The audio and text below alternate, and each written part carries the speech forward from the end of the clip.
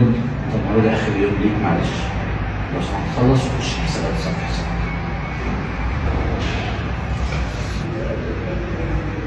السلام عليكم. عشان ما يحصلكش نفس اللي حصل لي ده، او لو حصل ما يعملش ليك ازمه نفسيه كبيره، خليني اقول لك انك لازم تتحرك في طريق من اتنين، او تتحرك في الاتنين على التوازي.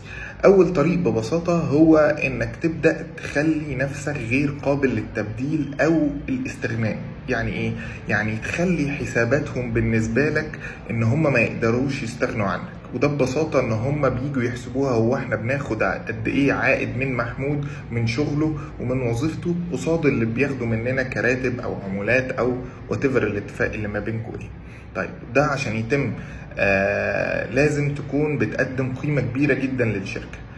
وعشان توصل للمرحلة انك تبقى غير قابل للتبديل او غير قابل للاستغناء، لازم تطور نفسك بطريقين في التطوير. اول طريق وهو التطوير المباشر في الكورسات العملية الخاصة بالوظيفة اللي انت بتأديها. تعالوا ناخد مثال.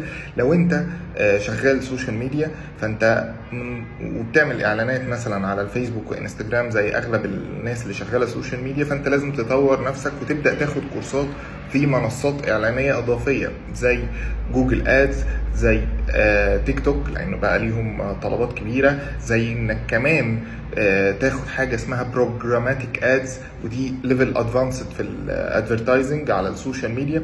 فتبدا بالنسبه لهم ان لا، انت مش بس بيعمل شغل السوشيال ميديا، ده بيعرف يعمل لنا الادز كلها على القنوات اللي موجوده على الانترنت كلها.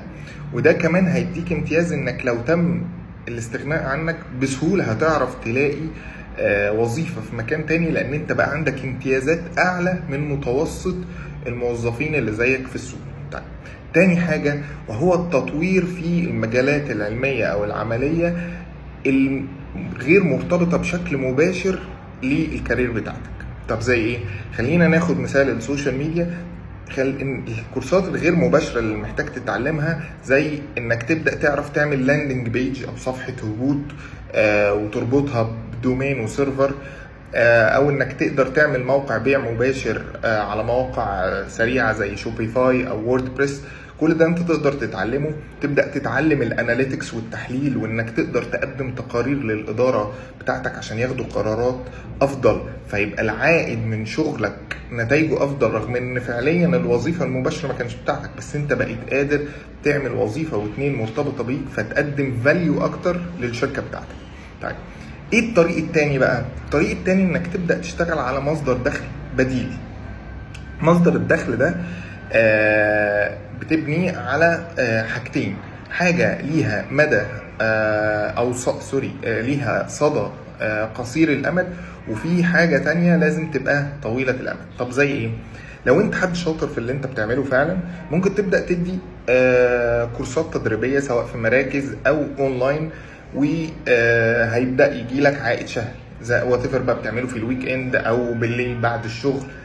مهما كان الطريقة تبدأ توفر بيها مصدر دخل إضافي، فلو تم الاستغناء عنك ساعتها هيكون في مصدر دخل يسندك شوية. تاني حاجة وهي اللي على المدى البعيد، انك تبدأ تعمل ديجيتال اسيتس ليك بعد كده تدخلك فلوس. زي ايه؟ زي الفيديوهات المحتوى التعليمي اللي تقدر تقدمه بشكل مجاني، ومع الاستمرارية والتطوير كل اسبوع تنزل محتوى جديد وليه فايدة فعلية. بعد فترة كبيرة، سنة او اتنين، هيبقى عندك تشانلز او سوشيال ميديا اكاونتس ريتش بالكونتنت تقدر تبدأ تعمل منها دخل من الاعلانات اللي بتيجي عليها. وبكده هيبقى انت مشيت في طريقين، ان مش سهل حد يستغنى عنك، وان حتى لو تم الاستغناء عنك انت هيبقى عندك مصدر الدخل البديل. دلوقتي قبل بكرة هو اول يوم لازم تبدأ فيه تاخد خطوات في الطريقين دول. السلام عليكم.